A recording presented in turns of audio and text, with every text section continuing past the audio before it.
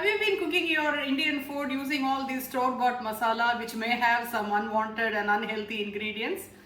It's not necessary. You can make your own at home very easily. Let's start off with this dish and I'll show you how to do it.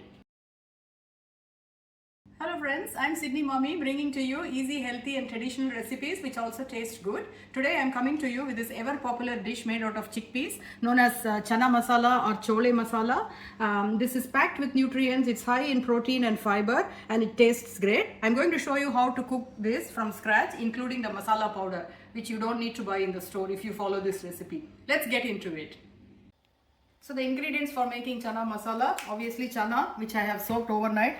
It's about 250 grams of raw chana. For the masala, 1 teaspoon of coriander seeds, 1 teaspoon of ajwain or omam, 1 teaspoon of fennel seeds, about 8 cloves, 1 teaspoon of peppercorns, 1 teaspoon of cumin seeds and about 1 teaspoon of cinnamon. If you have it in the bark, just use 2 small sticks and then 5 of these badi elaichi or big cardamom and 8 of the small cardamom and of course the bay leaves, a few of them. Amchur powder or the dry mango powder. This is like 2 teaspoons. 1 teaspoon of the nutmeg powder, 1.5 teaspoons of hing or asafoetida powder, and 1.5 teaspoons of amla powder or gooseberry powder.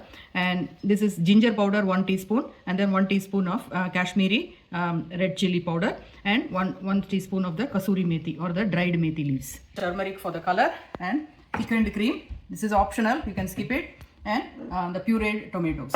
Let's look at the fresh ingredients that we will be using. So there's 1 huge big onion chopped into fine pieces and then 1 tablespoon of chopped ginger and 2 green chilies chopped finely and 1 tablespoon of garlic paste. First step is to cook the chana with salt in a pressure cooker for about 3 to 4 whistles. I've put the soaked chana into the pressure cooker and I've added some water, not too much. And then I'm going to add the salt necessary for the dish. And the turmeric.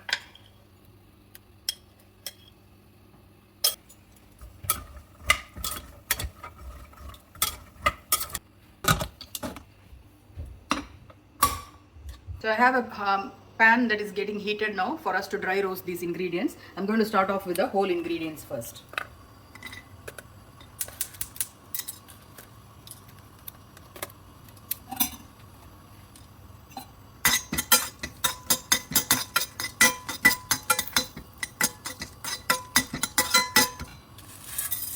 Roast it for until you can see that they have slightly changed color, and some of these like the pepper and all that, you can feel that it will start bursting and stuff.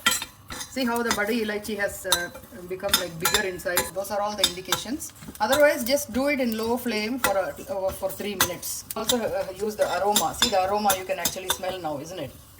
So that's a good indicator as well. So I think this is a good time to take them out. And I'm going to turn off the stove and put the rest of these ingredients just for them to heat up, nothing more. So I'll wait for it to cool down a little bit and then dry grind them in my spice grinder.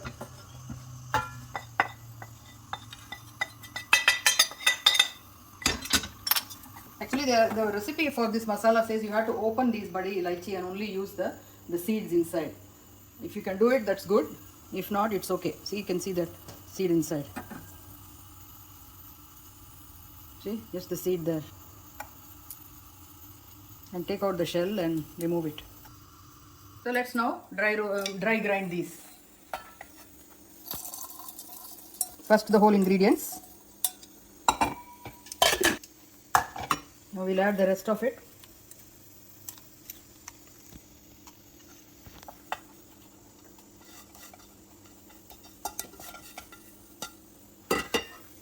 When you make it yourself, it's also very fresh and you know there is no other contamination or inferior ingredients. Because we have dry roasted it, it's removed all the moisture, so it can stay for however long you want in a airtight container. So I felt this powder was too overpowering with the smell, so I've added 1 more teaspoon of the amchur powder to tone it down. You don't have to do it if you are happy to have the strong flavor. The chana is now cooked. And I've got a pan ready with some oil heating up, so we can assemble them all together now. Since we have already added all the spices to the powder, I'm not going to add any more except for a small amount of cumin seeds. So it doesn't look kind of naked. So we have some spices in it that you can see. So I'm going to add the onions first.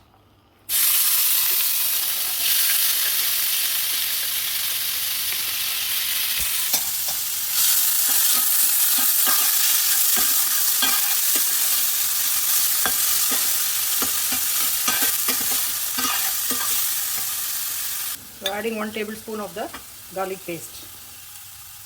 Adding the ginger, the green chilies.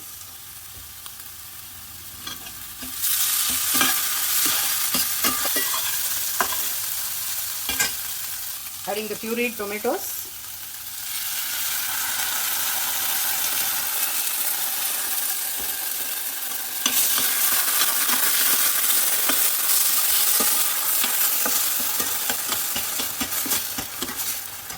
One teaspoon of coriander powder.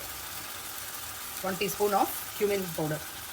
The masala, take about 1 tablespoon of what you prepared and add it.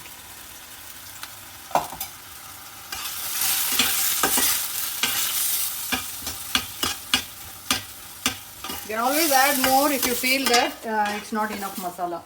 So try to go slightly lesser than what you want to add so that you have that option of adding more later. Because if you add too much, you can't take it out. So let them all cook together for a little while and then we will add the chana. Mix water.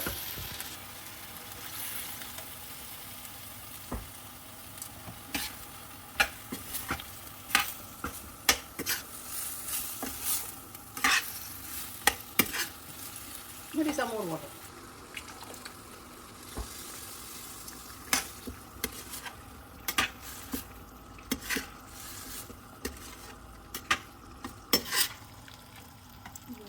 This is now nicely bubbling away. I've added a bit more salt after tasting it. Now we are going to add the cream. This is optional, you don't have to. If you're vegan, then you don't need to add it. And I'm going to add a teaspoon of ghee also.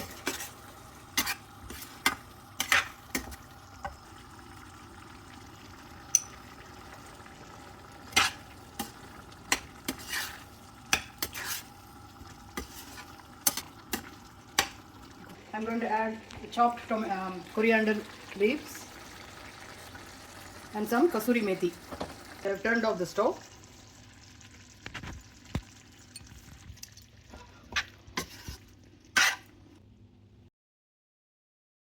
So there you have it, my friends.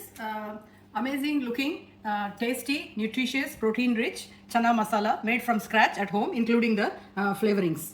Please try it and let me know your feedback. For this and more such recipes, please subscribe to my channel. Thank you.